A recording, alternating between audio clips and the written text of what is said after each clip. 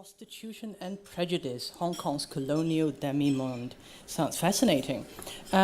Without further ado, let me introduce our speaker for today, Wendy Yeoh. I've just been to see her exhibition, and it's fascinating. I mean, I was struck by the range in style and also materials. Wendy was born in Hong Kong and is the granddaughter of Sir Robert Ho Tung, and she was accepted by the Slade School of Art in London at a very young age, and from then on, she has become one of few artists of Chinese descent to have made it into the top tier of the British art establishment. And this is her first visit back in Hong Kong for quite a few years, but she brings with her exhibition Inspired by Travel, which is on at the moment at the Space in Hollywood Road. Wendy, welcome to the club, and you will now tell us why Hong Kong artists often struggle to flourish in our city.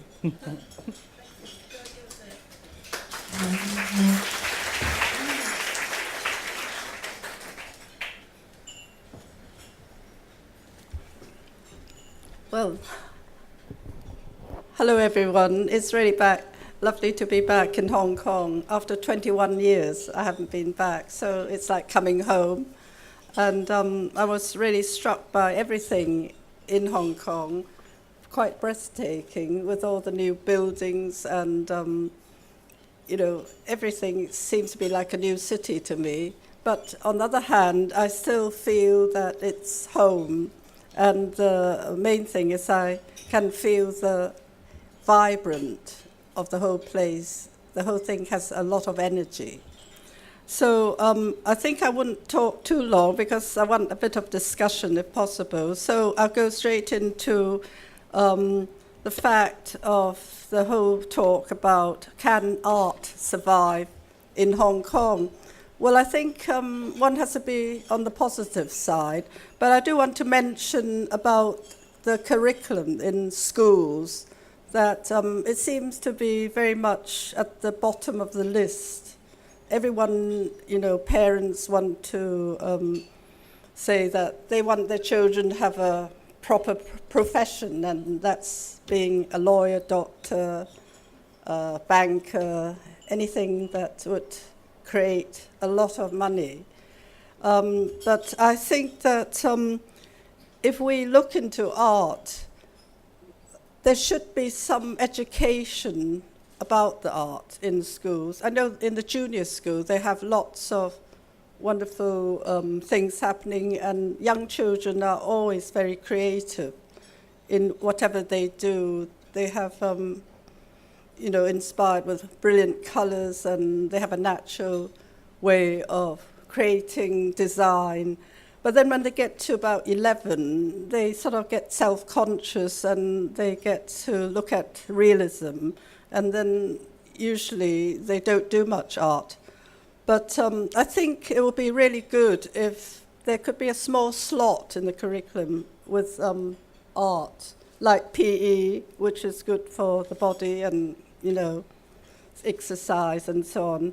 But with art, I think it would be exercise for creativity in the mind and to make people relax, and it could really do well for other professions and to have a broader education, because even if you don't say everyone is talented in painting, there should be some education in the history or the appreciation so that it would inspire people to relate to the outside world and to create and be more stimulated for their other work, or to paint or to do sculpture and make more mark in the environment. So I think that is one of the points where perhaps there should be some thought about the curriculum in schools, because it is an option for doing art for IGCSE or the exams, but you have to do it after school. And I think generally everyone should have some idea of the history, the appreciation, and painting for those who are talented. So that is what I feel about the actual education, but also because, it's always at the bottom of the list, and they think, well, art doesn't make any money, which is true. So why don't we try to make it possible for artists to have more money? And in that way, I think perhaps the government should perhaps have more art schools and spaces for artists that when they graduate from art schools, to be able to have studios. Perhaps some of the unused factories could have space for such things to happen. And also, because it's such a booming financial place like Hong Kong, perhaps some of the companies could sponsor scholarships, exhibition space. And also, what I think is important is that artists need to see real, original work. And it's a far distance to go to Paris or New York or Chicago to see these famous paintings. So I think perhaps some money could be spent on creating a possibility of traveling exhibitions, like in Paris, Chicago, they have great exhibitions like Manet or Monet exhibitions.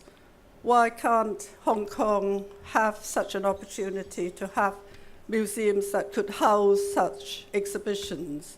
And that in itself would make people more aware of art and the artists to get stimulated by other people's work. So I think that is one thing, and also for artists to have possibility of work. And again, like in Holland, they're very good to artists because they employ them in the government to work and they have a salary. But artists always have a really hard time because they're always poor, and so no one wants to be an artist. But it doesn't need to be like that. If there's more appreciation and people would buy originals rather than just prints of famous sort of Turners or Constables or Renaissance art, why not help the artists to buy good originals? Like a lot of the Scandinavian countries or France, they actually by buying, work from budding artists, it would make it possible for them to have a proper life without, saying, oh, well, art is no good, it's just a hobby and so on. Because art is really important because it really is very stimulating for everybody, for creativity, as I say, not just for artists, but in financial dealings with being a lawyer or a doctor, it could sort of stimulate more ideas, and in research, it sort of frees the mind, and you're in a different life when you're painting. You focus on something apart from your direct work. And like I did teach quite a lot of retired people, and they get such pleasure from doing something that they haven't done. And I think every one of you are artists deep down. So I think that in that sense, it's extremely important. And I know that in Hong Kong, I realize that the performing arts are very much in the foreground, and they do very well. And also visual arts, they've got a good museum. But I think they could do more, perhaps have more museums, and visual arts need to be boosted up more so that rich financial companies could give artists commissions and have sponsorships, prizes, so that everyone would be eager to look at these good artists that are coming up in the world. Because it's sort of having art around you and it would inspire more and more ordinary people to appreciate, and it's a chicken and egg thing where it would flourish. So apart from all that about having traveling exhibitions here, but also to have scholarships for artists to go abroad, sponsorships for artists to go abroad, and then bringing back new ideas. And I think, lastly, Hong Kong is a unique place. It's had years and decades of European influence, and it's a gateway to China with all the mega long-standing, wonderful old master traditions and art. And so it could be a real legacy in the world of a special place, Hong Kong, being the influence of the two things together. The European, the Eastern influence, and I can't see anywhere else that could have that wonderful, unique position. So I think that we should really consider art as extremely important in every way. And at the end of the day, the point is that it is so great internationally with finance, and they're sort of mega wonderful, and I love the modern architecture, and it's doing so well financially. So I think they should help the arts to make it really somewhere to go, not just for the money and finance of banking. I've seen roads with about 20 banks and so on, but to have art as well, it would be absolutely fantastic. So looking at the positive side, it's not just that can art survive, I hope that it will flourish, because in the world, in civilization, money and other material goods could sort of, like good dining, like the Romans, and so on. It's only the art that actually survives, like the Colosseum, the Forum, and like the pyramids in Egypt. So in civilization, it's only the art that actually survives. And let's hope that Hong Kong would end up with the very unique thing of mixing the East with the West, because it's a prime spot for it. So let's look on the positive side. It will flourish. Thank you. Thank you. And I hope that we can discuss it, because I don't want to go on talking, and it would be lovely if people can say what they feel about the art, the visual art, because I know that they've done a lot, but I think they can go even further to make it very, very successful in Hong Kong. And I'd like to hear your ideas about it. Let me kick off perhaps. I think, you're right. A lot has been done in Hong Kong.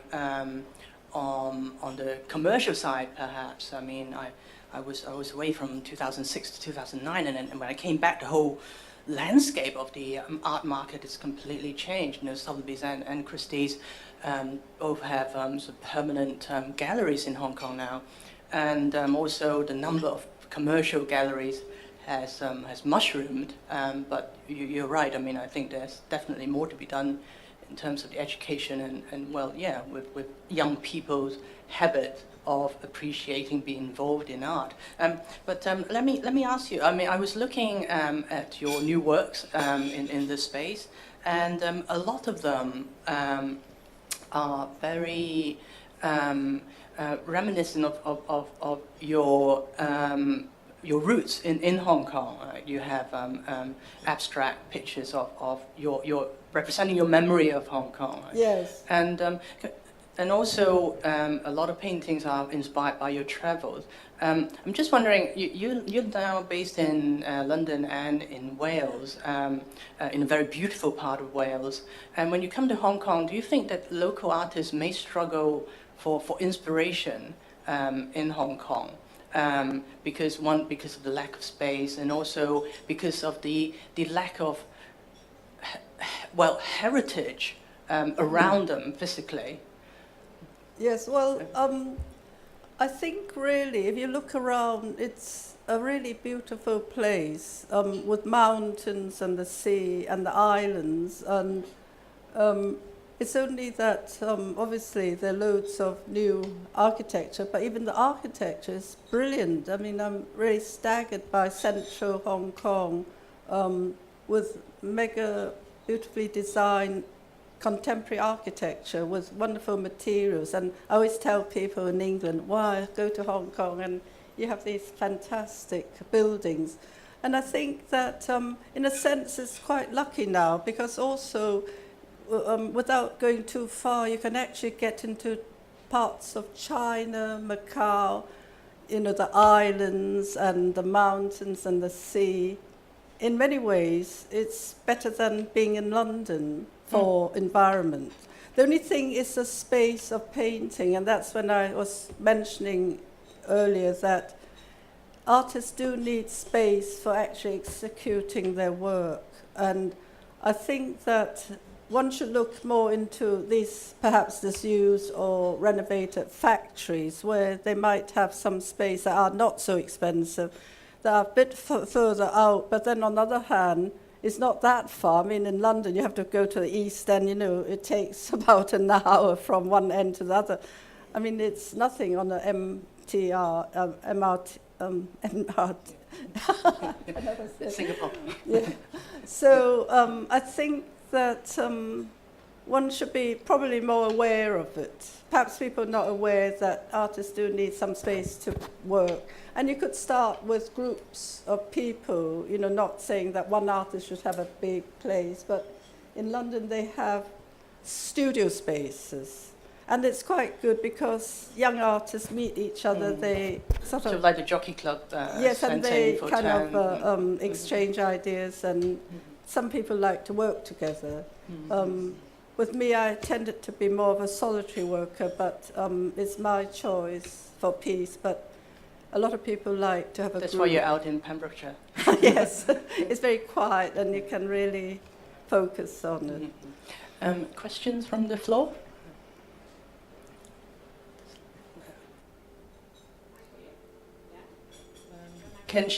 Who has the mic?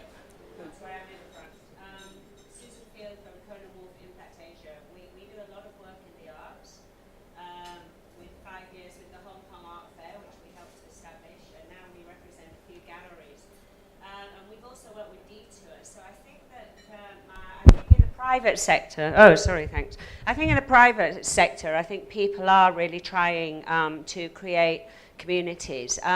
Of course, the crippling factor in Hong Kong, as everybody knows, is the rent.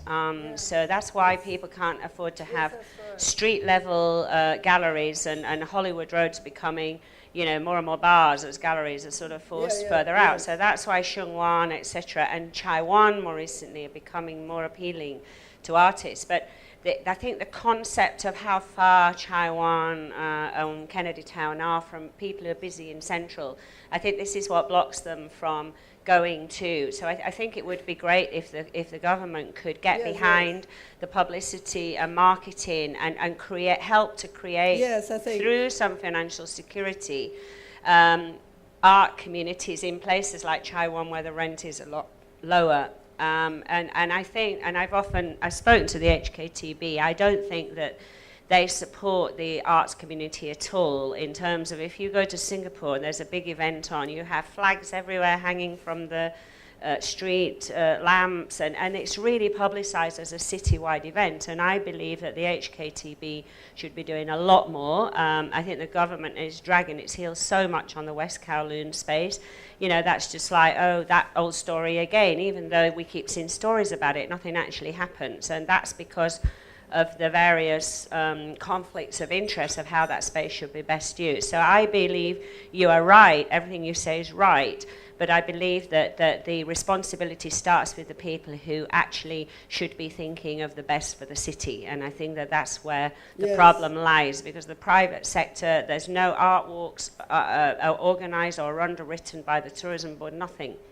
And yet there's a huge interest in art walks Yes, and yes. things like that. But how Yes. can people survive if they're paying 150,000 for a shop front on Hollywood Road Exactly. I mean, and it's too sell one expensive. painting a month? I mean, they simply can't Right, do that. exactly. So that to me is where the problem lies, and that's what I would ask for the government to. Yes, that's support very more. good, because I think they should do something, because I'm sure there are lots of, budding artists that could, really enhance the city.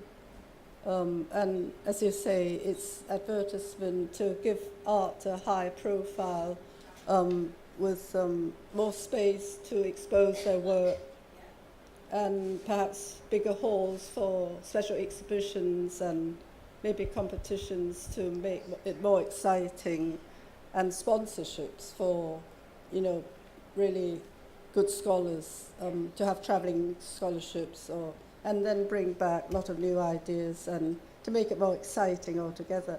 And I'm sure it will flourish if the government and people that can sponsor can make it more important. And hopefully it will, yes, I hope that it will flourish and not be at the bottom of the list. So I don't know whether anyone else would like to there's a say lady there who something. has a question. Thank you very much for your talk. Following the thrust of your argument and what this lady has said about the onus on the government, I'm just very interested to know, is there anyone here from the government? From the Culture and Leisure Department? Is there anyone from the Education Department? Doesn't That's seem part to of be. the problem, alas. Oh. If there was, it could be very productive, this talk. I mean, I just have a quick comment about the literary arts, because I write fiction for children, and there is the best-known world magazine called Publishers Weekly that recently published a survey on children's fiction in Asia. Hong Kong did not have an entry. Really? Even Thailand had. Oh.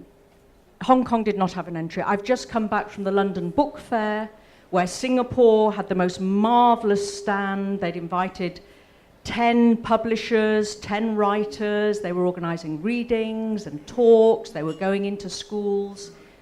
Hong Kong, no, just a couple of printers.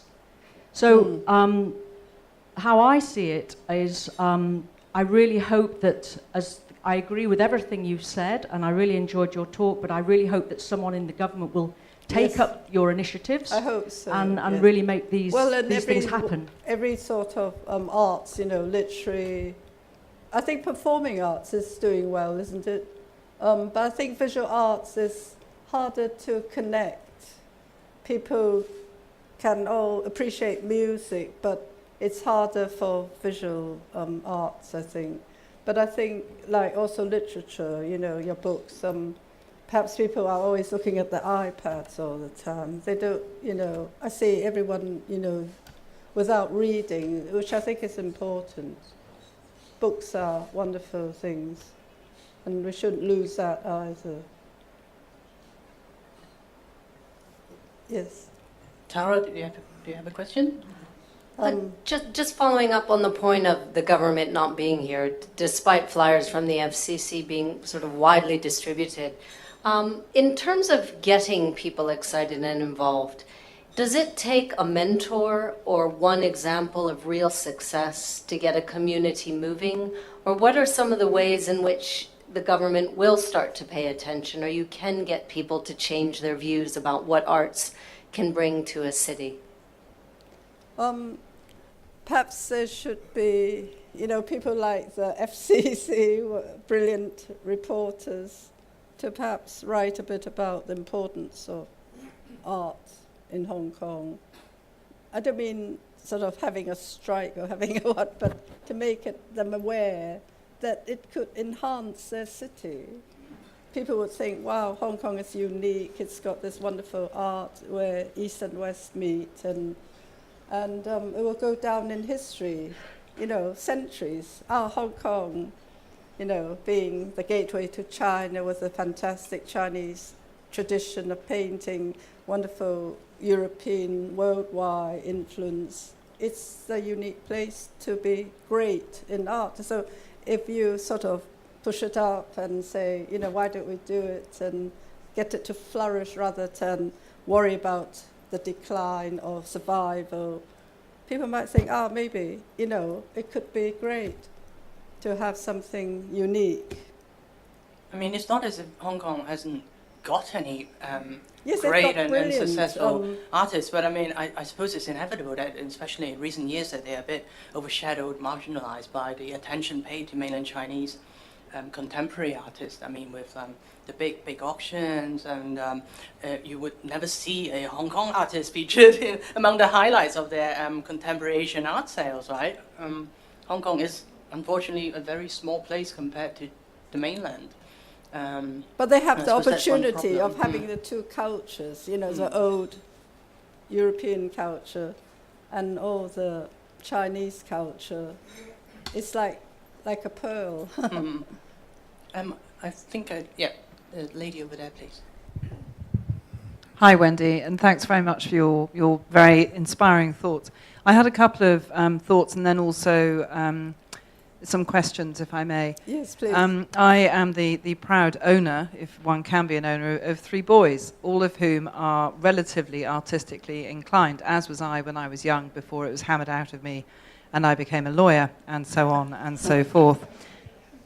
And I think there is a responsibility of parents in this mainframe in relation to art appreciation. It's quite a significant responsibility to, for example, go up to Sha Tin last weekend, or Tai Po, or wherever it was, I can't remember now, to go and look at the Fabergé eggs, or to see the Andy Warhol exhibition.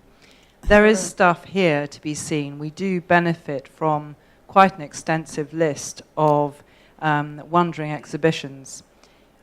But that's consistent with what other countries or cities do. Where I think we can differentiate ourselves and really fill the gap of our unique East-West position is developing ideas and, I suppose, processes around patronage in the traditional sense. So, for example, to have the government artist in residence, or artists in residence, and having those people housed within government, so it's regarded as a fundamental part of something the government thinks is important. We could also have patronage at a personal level, instead of having a Hong Kong art museum or show opportunities which are quite a distance from where most of the Hong Kong population within the main conurbation lives. It should be closer. It can be made more mobile. Yeah. So I guess my point is we do have this unique East-West position, as does Macau.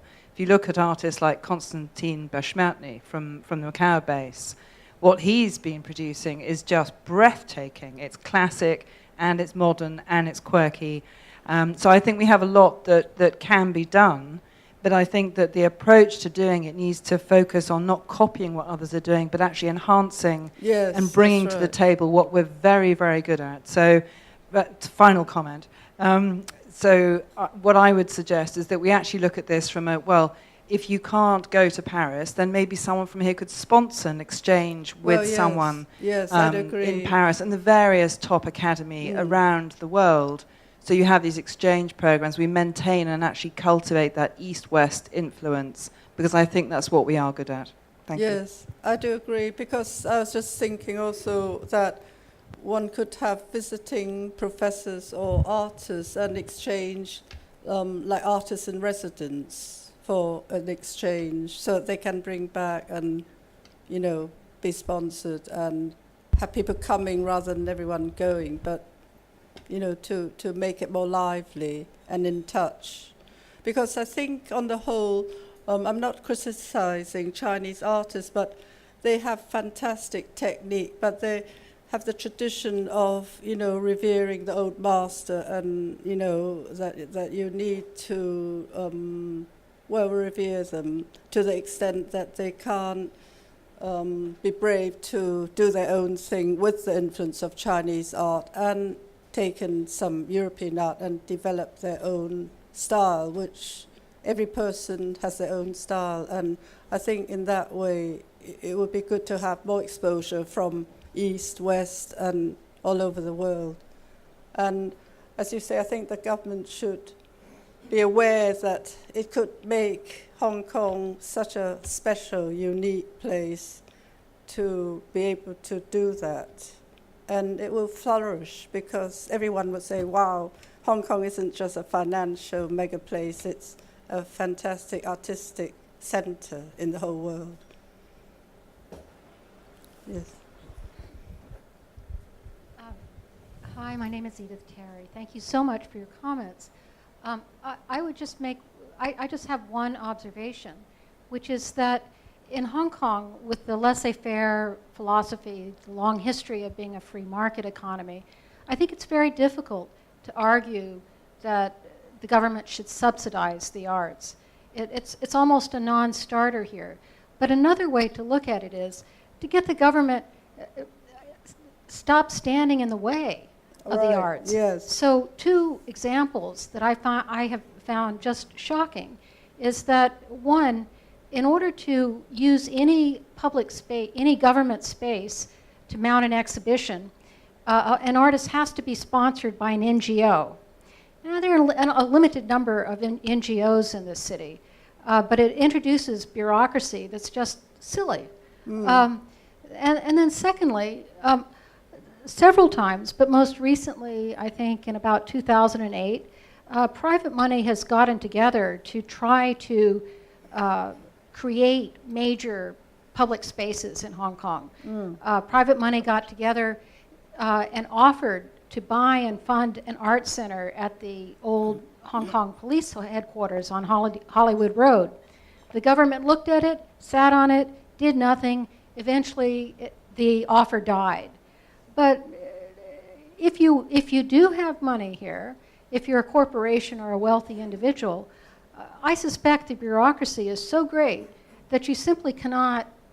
It's easier to go fund a wing of the British Museum with your collection or your endowment than it is to do anything here.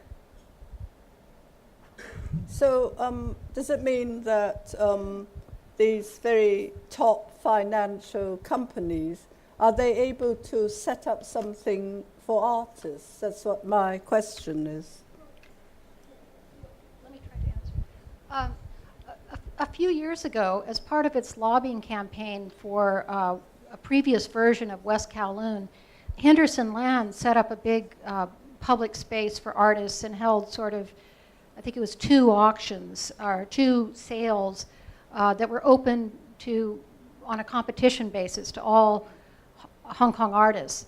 But it was, a straight publicity and lobbying effort. And it did not, it was sort of 1 off or 2 off. So the answer is yes, they could do something, particularly the developers, with their own property. But no one sees the value of it. And there's no, when you have an independent gesture like this effort to, to fund the establishment of a public space at the police headquarters, it goes nowhere. Oh, So that's a great shame, isn't it? I mean, people do try and realize how important it is, and it's not taken up. I don't know, perhaps should have more in the basic education, the curriculum, and then they might see how important it is to have art, and more people in the public would feel that they have a much broader education and it would enhance other professions, and they would start thinking, oh, well, it would be nice to buy some original art, and then it would support the artists. Like in Holland, they do a lot for like buying originals, because artists, the way they just die out is they just haven't got the food to eat. They're very poor. They need help from, other profession to make it flourish, like commissions. And well, in the Renaissance time, was all probably the Pope and all the, whatever sponsorship is necessary all around. And I think if people see more of original art, they would see the difference from a print to original art. There's something that speaks out. And perhaps more people would think that it's necessary in their life to have things around that are sort of more special, that perhaps they need it for feeding the mind, stimulate and creativity, and life isn't just sort of money or possessions, it's something more personal or stimulating anyway. Well, I think we should definitely send the video link to this talk to officials and ask them to come with their reply. The gentleman over there, I think you have a question? Thank you. Actually, Elizabeth talked to this point. My name is Ted Lippman. I'm with the Robert H. N. Ho Family Foundation, founded by your cousin. Right. And I think, following Elizabeth's point, Hong Kong is successful because of what government doesn't do, not because of what government does do. And that's the way it is. But I think that also provides an opportunity for Hong Kong. For example, the fact that Uli Sig's collection of contemporary art was given to M+ in West Kowloon, not to a mainland museum, I think shows that there are people who recognize Hong Kong as being an open, free place and a nexus between East and West in a cultural sense. We're involved in a lot of, and this may be quite surprising to some, we're involved in a lot of children's programs here. We've recently started to take some of the same programs into the mainland.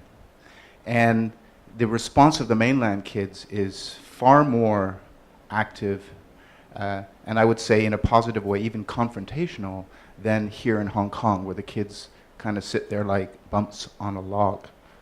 So that may also speak to another issue, and that is the educational system, but what underlies that, which is a mentality which doesn't encourage confrontation. And I say that in a positive way. The history of successful Chinese art and art generally is heterodoxy. And that's not something that's particularly encouraged here. In China, it's so big that some of that is always going to get through. So in the order of magnitude, China will always have a lot of artists, but the fact that their sales, their business is often conducted here in Hong Kong, I think speaks to opportunities that Hong Kong has in the field of culture, which may not relate to its own artists, but being a nexus for art may relate. It may become a 21st century Dunhuang. What was done at Dunhuang was not done by locals, it was done by others, but it was done at Dunhuang for a good reason. Well, that's nice to hear about the art coming here and, being in China. And it would be good if we could do the same to China with the Hong Kong artists going there. I mean, that's always been a question, isn't it, about Hong Kong's development as a major sort of art hub, because unlike London, unlike New York, we haven't got our own big domestic sort of body of artists, but then a lot of artists active in London and New York, they weren't originally from those cities, so maybe Hong Kong should set itself up as a place for artists from around the world. Yeah, that's how I create feel. In, because Hong Kong, after all, is one of very few Asian cities with a lot of freedom of expression and freedom of speech. That's right. Tara Joseph with Reuters, and I usually ask questions instead of make statements, but following up on that idea of this being a center for other people to bring art, whether they're part of our culture or not, are we not failing as citizens and parents if we don't have a generation that grows up here with a sense of art and creativity and everything it brings, if we just depend on outside business? As we heard before, as parents or people who belong to a city, we should want to develop that in our community and culture. So wouldn't that be a failure if we left that for everyone to bring here and then just made money on it? Well, yes, I think that the Hong Kong people themselves should change a little bit in their curriculum and to encourage more, inspiration in like parents, not just thinking of doctor, lawyer, architect, but the arts as well. That it's a good thing to do, and that in order for it to survive, let's make it into a situation where artists can actually live off their art, which many people don't. But if people, have commissions and they have a space to exhibit their work or even to teach art and to make it flourish, would be great. To just make it more, that people should be more aware how important art is to human beings, really. Because they think, oh, well, it's not a good line, they don't make any money, they can't live off it. So, you must be a lawyer, doctor, or something with a real profession. But they don't realize that art can be also a good profession in itself. We have time for one more question. So, lady over here. Thank you, Wendy, and also thanks for the art that you bring along, and it's a very inspiring talk. Just following along the line of Tara's comment, I also have a comment to make. Hong Kong is actually quite an art hub now. Internationally, it's the third largest auction market after London and New York. And thanks to, I guess, the rise of the Chinese ultra wealthy and the affluent middle class and the interest of art from the Chinese market, and also what we mentioned about the laissez-faire of the Hong Kong government, Hong Kong's low tax regime, and also there's no import duties and all that, making Hong Kong possible for the development of the art market here.